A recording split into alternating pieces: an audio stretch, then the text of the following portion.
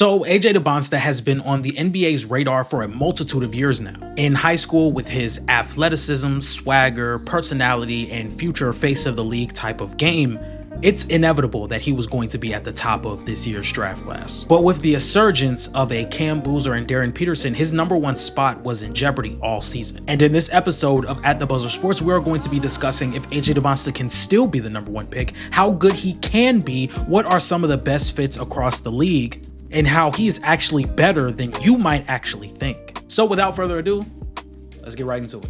Now, just for some context, this season AJ Dybantsa is averaging 25 points per game, around 6 to 7 rebounds per game on 4 assists a night. He's shooting 58% inside the arc, 36% beyond the arc on a 62% true shooting. Over the last 6 games, AJ Dybantsa is averaging 31 points per game, 8 rebounds and 6 assists, shooting 44% from 3 on 5 3-point attempts per game. And I think AJ Dybantsa is probably the more interesting talking point between Cam Boozer, Darren Peterson, and AJ Dybantsa himself. Between the big three, he's probably the most interesting prospect out of the three, because I think there are some particular swing skills that can make AJ Dybantsa the best player in the league or an MVP type of player, and some swing skills that can put him in all-star conversations. Like, that gap between these various skill sets that we're going to be talking about in this episode are pretty damning. And in my opinion, some of his strengths are the athleticism, the balance, the footwork,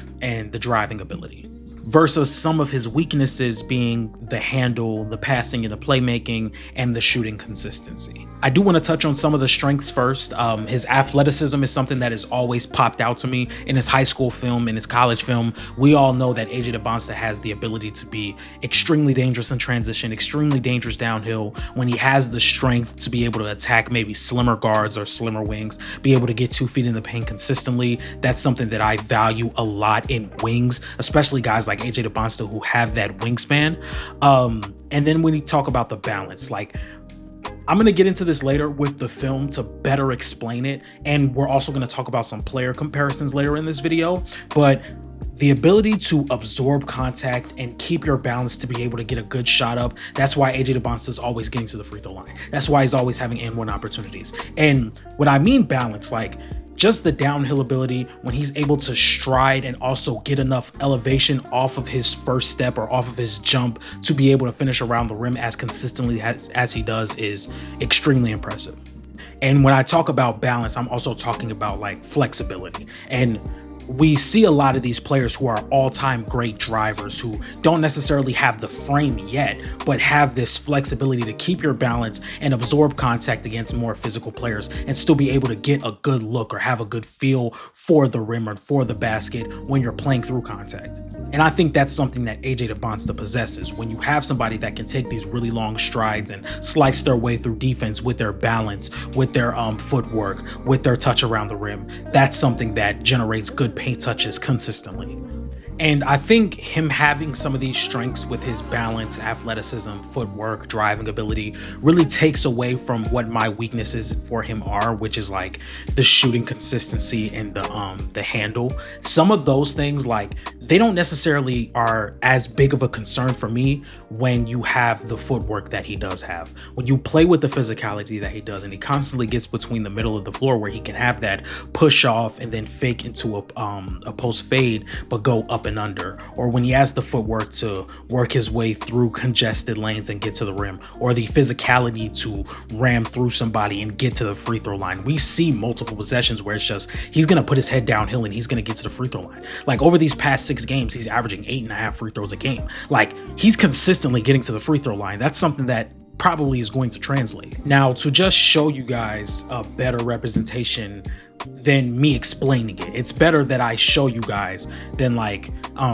trying to explain it. So AJ Dybantsa loves to get within the middle of the defense, which is about like right here. He loves to get right around that free throw line, and he has a smaller Cameron Carr guarding him. Cameron Carr stands at about 6'5". AJ Dybantsa is roughly 6'8". So as you can see, he gets the ball, he drives right to his right. He gets low, he puts his shoulder down, he absorbs the contact, and he's able to get 2 feet up. When you have, again, when you have the strength, and on top of that, the length and wingspan that he possesses to get this bump and not only get this high up for the contest, that's a really tough shot to guard.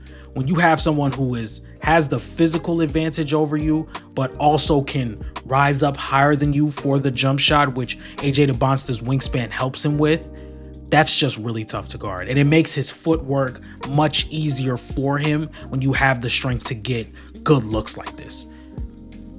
And he just knocks it down. So now we have another 2026 draft prospect in Tunde Yesufu, who is stronger than Cam Carr, but doesn't have the wingspan or the elevation as a Cam Carr would. So what does AJ Dybantsa do? He can't necessarily outstrength him because Tunde Yesufu is a really strong prospect. As you can see, he tries to back him down. That doesn't work. So what do? We just rise right above him. You're not going to be able to contest that to the level that Cameron Carr was. It's literally a mismatch. It's a mismatch. You don't have somebody who has the blend of strength, wingspan, and verticality to guard a mid-range post fadeaway like this. You just don't have that on your team. Not a lot of people are going to be able to employ somebody that can combat all those things that AJ Dybantsa possesses on the offensive side of the floor. And he knocks it down because that's a really good look consistently. And this is right here after we see the turnaround. I believe it's the very next clip. Right after we go to the turnaround, we're going to see him in the pick and roll, but this is where we're going to see the balance and the deceleration. This is where I say is like extremely impactful for what he can do. As you can see, look, he picks up his dribble around the free throw line. He's able to decelerate and hang enough in the air to get a good look around the rim. When you have that balance and focus when you're getting downhill, you're going to get a lot of and one opportunities. You're going to get a lot of free throw opportunities just having that deceleration. That is something that is extremely impactful for a play-by-play half-court initiator. Now let's take a look at another possession. This is another thing where I was explaining earlier in the video. He has the deceleration, but he can also get extremely vertical off the deceleration. Here he's been getting guarded by a big. He's going to drive right past. He has the deceleration and the elevation right after the deceleration. This is what I mean by saying like his handle isn't that big of a weakness when you have this level of balance, athleticism, and flexibility. It's just not that big of a weakness to me when you have those type of tools that AJ has. When you have that wingspan, the elevation on your jump shot, the balance, the athleticism, the strength, the handle isn't that big of an issue to me. Like, and this is something I've been harping all year. I was harping all year that AJ Dybantsa's handle was a problem. And then when we see like the athleticism come together to the level it has throughout this collegiate season and him getting better with his footwork, him getting better as a driver, all these things that he's been getting better at throughout the season, he's just going to be an extremely hard player to guard. I'm sorry. And this is where I want to say, and this is where I want to get into the player comp. AJ Dybantsa to me is like Jaylen Brown's physicality and shot profile mixed with like SGA's flexibility, athleticism, and balance. Like I want you guys to hear me when I say this. I'm not comparing him to SGA off of me thinking he's going to be as impactful as a mid-range scorer as SGA. I'm comparing him because SGA is really good at absorbing contact and being able to finish the play. SGA gets really low on his drives just like AJ Dybantsa does. SGA has really good deceleration just like AJ Dybantsa is showing right now. And I think if you take that from SGA's game, but you add Jaylen Brown's physicality, the ability to abuse slimmer wings and smaller guards, and the relentless downhill pressure, you get AJ Dybantsa. And this is why I want to talk about the swing skills. The swing skills are so important because now if you add a handle to that deceleration and strength and touch around the mid-range, that becomes an unstoppable player. That becomes a real unstoppable player.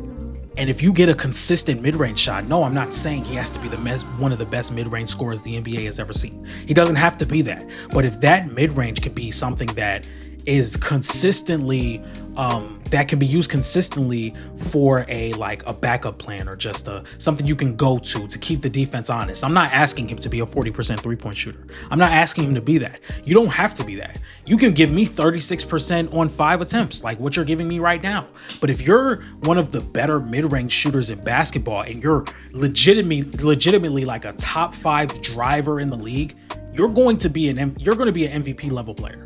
And that's why these swing skills for AJ is so damning versus a Darren Peterson swing skill or a Cam Boozer swing skill. Because if these swings go in his favor, he's a top 5 player in basketball. Even if the swing skills don't go his way and he's just an average mid-range shooter and he never really builds that level of ball handling that you would want from him, he still has the foundation to be one of the better scorers in this league. And that's what makes all these guys special. That's what makes all 3 of these players special. All 3 of them have their strengths that make their ceiling so high, but the talent right now to have them be competent NBA players when they walk in. With AJ Dybantsa, it's the athleticism, it's the wingspan, it's the feel, it's the touch around the basket. And then it's like, okay, we have our base, we have our level, we have our foundation of what a good NBA player for AJ Dybantsa looks like. But then if we put him in the lab and we work on that handle consistently, and he becomes a reliable ball handler, somebody that is a low turnover prone type of ball handler that can use his handle to work his way through traffic, on top of the deceleration, on top of the wingspan, on top of the strength, on top of the mid-range shooting, this is an MVP level player. We're watching an MVP level player. So, ladies and gentlemen, I want you guys to let me know in the comment section, what do you guys think about AJ Dybantsa? Is he number 1 on your big board? Is he number 2? Or is he number 3? As of recently, I don't know who my number 1 is. I'm not even gonna lie to you guys.